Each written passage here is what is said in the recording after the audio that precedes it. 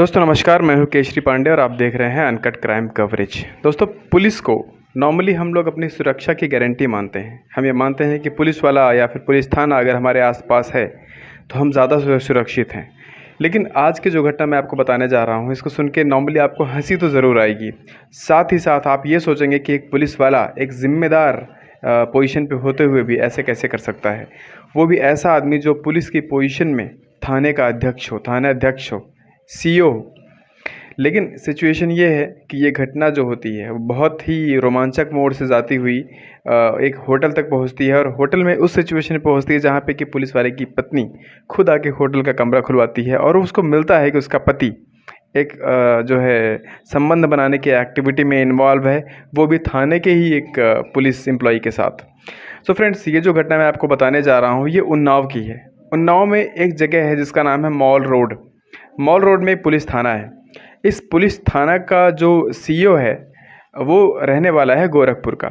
अब गोरखपुर से इनकी पोस्टिंग हो गई उन्नाव में, और उन्नाव में आके ये जो साहब हैं, इन्होंने इलाके की बहुत सारी लड़कियों से, बहुत सारी महिलाओं से शारीरिक संबंध बनाना स्थापित किया, क्योंकि इनकी जो फैमिली होती है वो गोरखपुर में होती है, लेकिन बाद में वो भी फैमिली यहाँ पे शिफ्ट हो जाती है। बिल्कुल ये एकदम फ्री थे। जब भी जाके पेट्रोलिंग पे जाते, अपना किसी तरीके से जुगाड़ लगा के ये एरिया में पहुँच के लड़कियों से, औरतों से फ्रेंडशिप करते, और जब मर्जी करती उन्हें होटल ले जाते।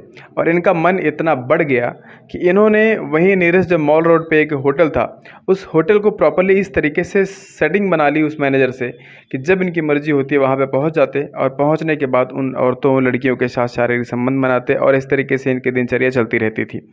लेकिन एक वाक़या ऐसा हुआ कि जब इन्होंने अपने एसपी से बोला कि सर मुझे एक शादी में जाना है और मुझे अर्जेंट लीव चाहिए, एसपी ने भी सोचा ठीक है, थाने में सब कुछ सही चल रहा है, इनको छुट्टी दे देते हैं। और ये जो सीईओ साहब थे, इन्होंने एक होटल में जाके कमरा दोबारा से बुक कराया, उसी होटल में जो है कि इनका फेवरेट है। उस होटल में पहुंचते हैं और किसी का वेट करना शुरू करते हैं। होटल के रिसेप्शन पे ये लगभग 1.5 घंटे तक बैठे रहते हैं, और जब वहाँ पे एक और लड़की आती है, वो भी सिविल वर्दी में, वो पुलिस वर्दी में नहीं होती, सिविल वर्दी में होती है, उसके साथ इन्होंने रूम नंबर 201 का कमरा जो पहले से बुक किया होता है, 201 वाले रूम नंबर में चले जाते हैं और वहाँ पे एंजॉय करना शुरू कर देते हैं। फाइनली जब 2-2.5 घंटे गुजर जाते हैं, इनकी जो पत्नी होती है वो इनके फ़ोन पे फ़ोन करना शुरू कर देती है, लेकिन सीईओ साहब ने चालाकी में अपना फ़ोन बंद कर रखा था। अब पत्नी को डाउट होता है कि शायद मेरे पति के साथ कोई अनहोनी हो सकती है, क्योंकि थाने में जो पुलिस इंस्पेक्टर होता है, कहीं ना कहीं उसकी भी जॉब जो होती है वो रिस्क में होती है। कई लोगों से मिलना, गुंडों से मिलना, अपराधियों से बातचीत करना, और इस तरीके से जो पत्नी है वो डर गई। उसने एसपी साहब को तुरंत फ़ोन लगा दिया और बोलती है, साहब मेरे हस्बैंड थाने से 3 घंटे पहले निकले हैं लेकिन अभी तक घर नहीं पहुंचे, लेकिन जबकि थाने से हमारे घर की डिस्टेंस जो है वो ज़्यादा से ज़्यादा 15-20 मिनट की है। एसपी साहब ने बोला भी थोड़ी देर में पहुंच जाएंगे, टेंशन मत लो। लेकिन जो औरत होती है, सीईओ साहब की वाइफ, वो आधे घंटे बाद दोबारा फ़ोन करती है कि नहीं साहब, मुझे ऐसा लग रहा है कि मेरे हस्बैंड के साथ कोई अनहोनी हुई है, आपसे इसमें मुझे सपोर्ट की ज़रूरत है।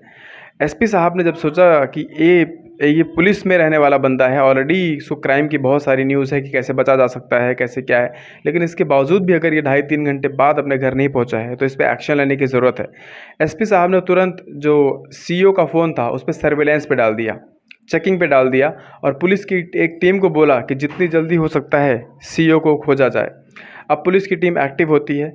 पुलिस की टीम जो होती है 15-20 मिनट तक इस घटना का जो है कोई सोल्यूशन नहीं निकाल पाती है, तो दोबारा से तीसरी बार जो होता है, सीईओ की पत्नी फ़ोन करती है और कहती है कि मैं पुलिस की टीम के साथ मैं भी आना चाहती हूँ, मैं भी अपने हस्बैंड को देखना चाहती हूँ कि कहाँ है वो, मेरा जी घबरा रहा है। फाइनली एसपी साहब ने अप्रूव कर दिया कि ठीक है, आप भी पुलिस की टीम के साथ जाओ। पुलिस की टीम जब सर्विलांस से मोबाइल निकालती है तो पता चलता है कि सीईओ साहब का फ़ोन एक होटल में जाके स्विच ऑफ हुआ है। जब पुलिस की टीम वहाँ पहुँचती है और मैनेजर से पूछताछ करती है, तो मैनेजर ने बोला कि हाँ, यहाँ पे एक बंदा आया हुआ है, पुलिस का है, और वो जो बंदा है वो कहता है मैं पुलिस में हूँ, लेकिन जब भी वो आदमी आता है वो सिविल वर्दी में ही आता है। इसके बाद पुलिस की टीम जो होती है और सीईओ की जो वाइफ होती हैं, वो सारे के सारे जो होते हैं वहाँ बैठ जाते हैं, और मैनेजर एक वेटर को बोलता है कि जाके रूम नंबर 201 में जाओ और वहाँ से साहब को बुला के लाओ। अब तक पुलिस वालों को या सीईओ की पत्नी को ये नहीं पता था कि सीईओ किसी लड़की के साथ उस होटल के कमरे में इन्वॉल्व है। उनको लगता था कि सीईओ अकेला उस रूम में है। लेकिन जब वेटर आता है, कहता है कि सर वहाँ पे एक लड़की की आवाज़ आई 201 से कि कमरा अभी नहीं खुलेगा, बाद में आना, तो सीईओ की वाइफ को डाउट होता है कि कमरे में मेरे हस्बैंड हैं, फिर वहाँ से लड़की की आवाज़ कैसी आ रही है। फिर उसने बोला कि तुरंत चलो और मास्टर की यूज़ करो अभी के अभी। पुलिस की जो टीम होती है उसने मैनेजर को बोला कि मास्टर की मुझे चाहिए, और मैनेजर वो मास्टर की लेके जाता है। और मास्टर की का मतलब होता है कि रूम का गेट बाहर से भी वो लोग खोल सकते हैं, अंदर से लॉक हो तब भी।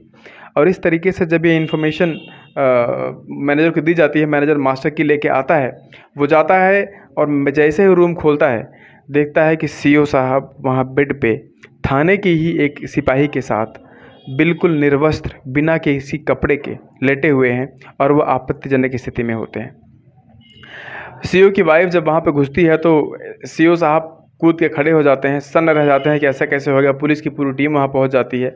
फिर उन्होंने पुलिस की टीम और अपनी वाइफ को डांट फटकार लगाया कि तुम लोग की इतनी इज्जत नहीं है, तुम लोग की इतना मतलब जेस्चर नहीं है कि नॉक करके आओ। इसके बाद सीईओ की वाइफ जो होती है वहीं पे चिल्लाना शुरू करती है, वहाँ पे ड्रामा शुरू हो जाता है। इस तरीके से सीईओ के ऊपर भी एक्शन होने की तैयारी में है। ये फाइल जो होती है, वो जो इन फाइंडिंग्स हैं, वो एसपी को भेज दिया गया है, और एसपी ने इस पे सीईओ को 2 दिन का टाइम दिया है जस्टिफिकेशन देने के लिए। फ़ोटोज़ वगैरह ऑलरेडी क्लिक हो चुकी हैं, और इस समय इन सीईओ की नौकरी जाना तय है, सस्पेंड होना तय है। तो आप समझ सकते हैं फ्रेंड्स कि एक सीईओ लेवल का बंदा इस तरीके की एक्टिविटीज़ में इन्वॉल्व होता है, और वो एक्टिविटीज़ नॉर्मल नहीं होती।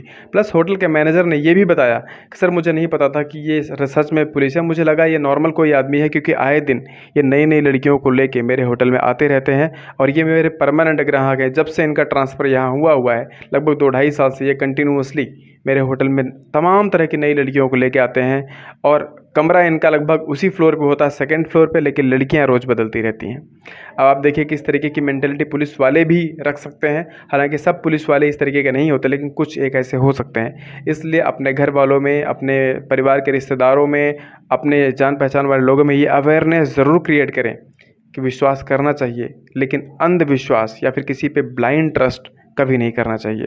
आशा करता हूँ वीडियो इन्फॉर्मेशन जो होती है आपको पसंद आई होगी, और इस तरीके की वीडियोस से और भी अटैचमेंट बनाए रखने के लिए मेरे चैनल को सब्सक्राइब करके सपोर्ट ज़रूर कीजिएगा। जय हिंद।